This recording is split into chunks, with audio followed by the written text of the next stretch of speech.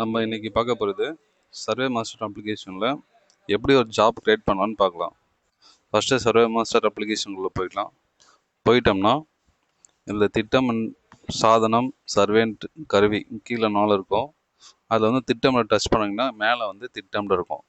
அதை நம்ம தொட்டோம்னா இதில் வந்துட்டு ஆல்ரெடி நம்ம க்ரியேட் பண்ணி வச்ச ஜாப் எல்லாமே இருக்கும். அந்த ஜாப் வேணும்னா டச் பண்ணி ஓப்பன் கொடுத்துக்கலாம்.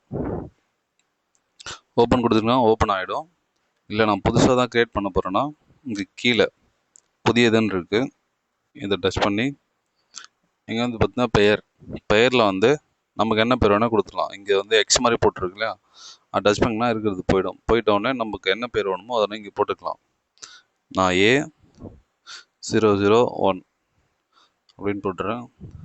இங்கே தற்போதைய திட்டம் டேட்டம் குறியீட்டு இதெல்லாம் வந்து நீங்கள் எதுவுமே பண்ண வேணாம், டிஃபால்ட் செட்டிங்ஸ் தான். அதுக்கப்புறம் கீழே வந்து சரின்னு கொடுத்துருங்க. சரின்னு கொடுத்துட்டிங்கன்னா இந்த பேஜ் ஓப்பன் ஆகும். இங்கே வந்துட்டு நம்ம WGS84 அதை டிக் பண்ணிவிட்டு கீழே வந்து சரின்னு கொடுக்கணும். நெக்ஸ்ட்டு வந்து பார்த்திங்கன்னா இதில் வந்துட்டு டேட்டம் WGS84னு ஒன்று க்ரியேட் ஆகிடுச்சு. இங்கே வந்து ப்ரொஜெக்ஷன் வந்து யூடிஎம் தான் இருக்கணும். இங்கே கரெக்டாக இருக்குது, யூடிஎம் இருக்குது. அப்புறம் ஜியோட் மாதிரி பயன்படுத்தும்னு இருக்குது. சரி, அதை பயன்படுத்தணும் கருத்துட்டோம். அதெல்லாம் டச் பண்ணி பார்த்தீங்கன்னா இந்த மாதிரி தான் இருக்கும். இப்போ எங்கே பார்த்தீங்கன்னா EGM96 இந்த இருக்கு பாருங்கள், இது கரெக்டாக இருக்குது. ஸோ சரின்னு கொடுத்துருங்க. மறுபடியும் சரின்னு கொடுத்துருங்க. மறுபடியும் கீழே வந்து சரின்னு கொடுத்தீங்கன்னா உங்களுக்கு வந்து ஒரு ஜாப் க்ரியேட் ஆகிடுச்சு.